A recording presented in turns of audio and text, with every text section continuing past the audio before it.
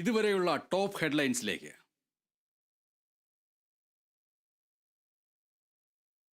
സംസ്ഥാന BJP അധ്യക്ഷനായി രാജീവ് ചന്ദ്രശേഖർ ചുമതലയേറ്റു.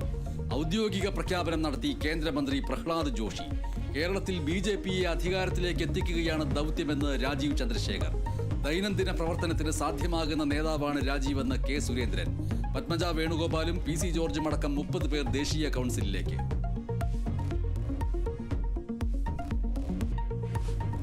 കൂട്ട ഉപവാസ സമരത്തിലേക്ക് കടന്ന് ആശാപ്രവർത്തകർ. പിന്തുണയുമായി രാഷ്ട്രീയ സാമൂഹ്യ പ്രവർത്തകർ സമരപ്പന്തലിൽ. സെക്രട്ടേറിയറ്റിന് മുന്നിൽ ആശാപ്രവർത്തകർ നടത്തുന്ന രാപ്പകൽ സമരം 43-ാം ദിവസം. ആശമാരുടെ നിരാഹാര സമരം 5-ാം ദിവസം.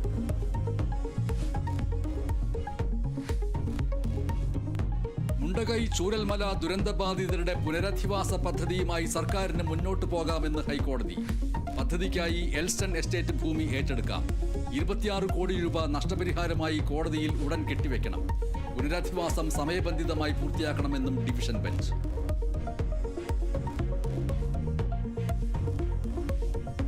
കണ്ണൂരിലെ BJP പ്രവർത്തകൻ സൂരജ് കൊലക്കേസിൽ 8 പ്രതികൾക്ക് ജീവപര്യന്തം തടവ്. ശിക്ഷ 2 മുതൽ 9 വരെയുള്ള പ്രതികൾക്ക്. 11-ാം പ്രതി പ്രദീപിന് 3 വർഷം തടവ്. വിധി തലശ്ശേരി പ്രിൻസിപ്പൽ സെഷൻസ് കോടതിയുടേത്. ശിക്ഷ വിധിച്ചത് 19 വർഷത്തിന് ശേഷം. പാർട്ടി മാറിയതിന് CPIM പ്രവർത്തകർ സൂരജിനെ വെട്ടിക്കൊലപ്പെടുത്തിയത് 2005 ഓഗസ്റ്റിൽ.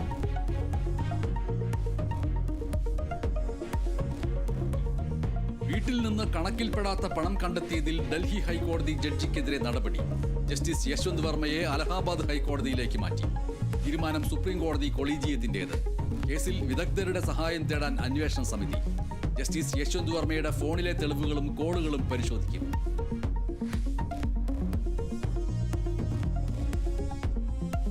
പോലീസിനെതിരെ ഗുരുതര ആരോപണവുമായി കോഴിക്കോട് ചെറുവണ്ണൂരിൽ ആസിഡ് ആക്രമണത്തിനിരയായ പ്രവിഷയുടെ മാതാവ്.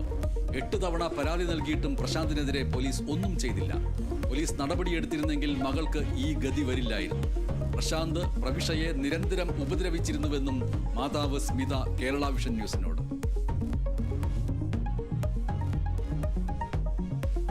യാക്കോബായ സഭയുടെ നിയുക്ത കാത്തോലിക്ക ജോസഫ് മാർ ഗ്രിഗോറിയോസിന്റെ സ്ഥാനാരോഹണം നാളെ. ചടങ്ങുകൾ ഇന്ത്യൻ സമയം വൈകിട്ട് 7:30 ബെയ്റൂട്ടിൽ. ഒരുക്കങ്ങൾ പൂർത്തിയായി. ഇന്ത്യൻ പ്രതിനിധി സംഘം ബെയ്റൂട്ടിൽ.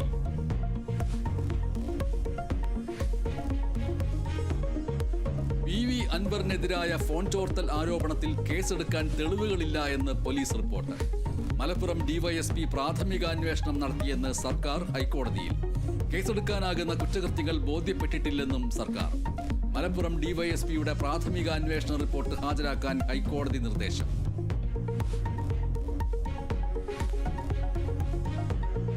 പാർലമെന്റ് അംഗങ്ങളുടെ ശമ്പളവും ആനുകൂല്യങ്ങളും വർദ്ധിപ്പിച്ചു. MP-മാരുടെ ശമ്പളം 1,24,000 ഉയർത്തി. പെൻഷൻ 25,000 നിന്ന് 31,000 രൂപയാക്കിയും കേന്ദ്ര സർക്കാർ വിജ്ഞാപനം. വർധന മുൻകാല പ്രാബല്യത്തോടെ.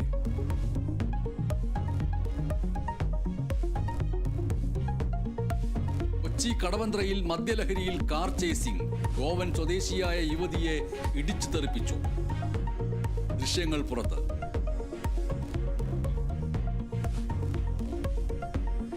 റഷ്യ-യുക്രൈൻ യുദ്ധം അവസാനിപ്പിക്കാനുള്ള 3ാം ഘട്ട ചർച്ചകൾക്കൊരുങ്ങി സൗദി.